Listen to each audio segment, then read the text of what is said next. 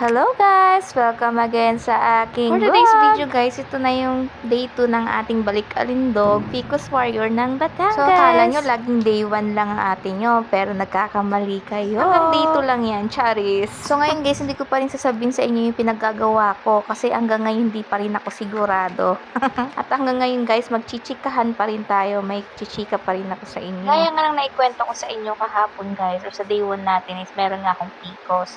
Since 2024. Noong 2024 guys is tumaba ako ng sobra-sobra. Wala pa akong kaalam-alam noon na meron pala akong Picos nang hindi pa ako nagpapa-check up sa office. As in, yung tinaas ng timbang ko dati is nasa 45 kilos lang ako. Nung time ng 2024 is naging 60 to 65 kilos ako. Ganun na ako kataba dati guys. Ngayon parang nasa ano na lang ako, 50 kilos na lang ako. So ang ginugol ko ngayon guys is maging 35 kilos. Ay, charot!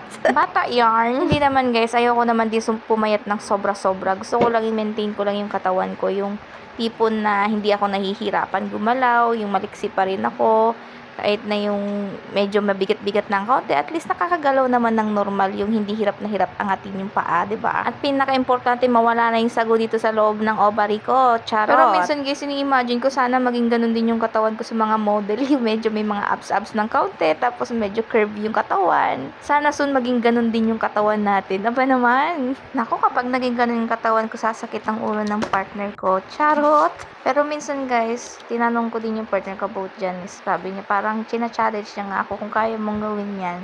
Challenge kita, ipapayagan kita magsuot ng ganito. Basta gawin mo lang na magpapayat ka. Dahil challenge niya ako guys, sige gagawin natin yan. Kahit medyo mahirap siya, pero kakayanin natin yan. Dati guys, pag sinasabihan ako ng partner ko na tumataba na ako, is medyo na-offend ako. Pero ngayon, hindi na. Dahil na-realize ko din guys, sinasabi niya lang din naman yun para maging aware din ako sa itsura ko or sa health ko, na minsan hindi na ako healthy living. Lagi niya din pinapaalala sa akin na hindi porket na meron ka ng jowa is pababayaan mo na yung sarili mo, kailangan mo din alagaan yung sarili mo. So, nagets ko naman yung point niya dun guys, dahil nung pinabayaan ko nga yung sarili ko is nagkaroon nga ako ng Picos. O hindi naman yung iba ang makakatulong sa akin, kundi yung sarili ko lang din naman. So bago ko ituloy yung kadaldalan ko guys, yung ginagawa ko is 3 set yan. 3 set ng iba-ibang exercise. Medyo nahirapan ako nung patapos kasi sumasakit na yung legs ko. Pero kinaya ko naman guys, at least natapos ko siya hanggang dulo. So to be continue guys. So ayun nga guys, nung nagka-Picos ako year 2024 is sobrang hirap talaga guys sa pagdating sa pagda-diet.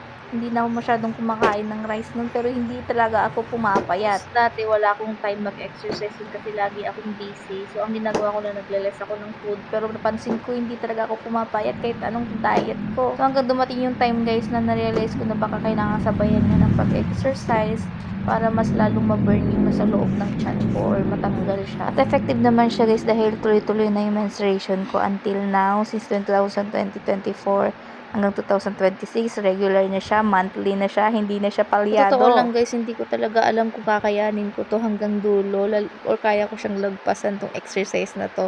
Ang ginugol ko talaga, gusto ko magkaroon man lang ako kahit ng konting shape or konting puwet man lang, pero sana mas more in pa doon na makuha ko. Isa din sa reason guys kung bakit ako nag-film or nagvo-vlog is para ma-inspire ako daily na maipakita sa inyo na kaya ko, kaya nyo din. So, walang babae na hindi kaya yung ginagawa ko. Kahit mahirap siya, minsan nakakatamad na siyang gawin, pero kinakaya ko. Dahil para lang din naman to sa akin. Lagi kong iniisip yung wala namang ibang tao makakatulong sa akin, kundi ako lang. Sa mga babaeng lumalaban din sa ganitong sitwasyon is masasabi ko lang sa inyo, kaya nyo yan, kaya natin to.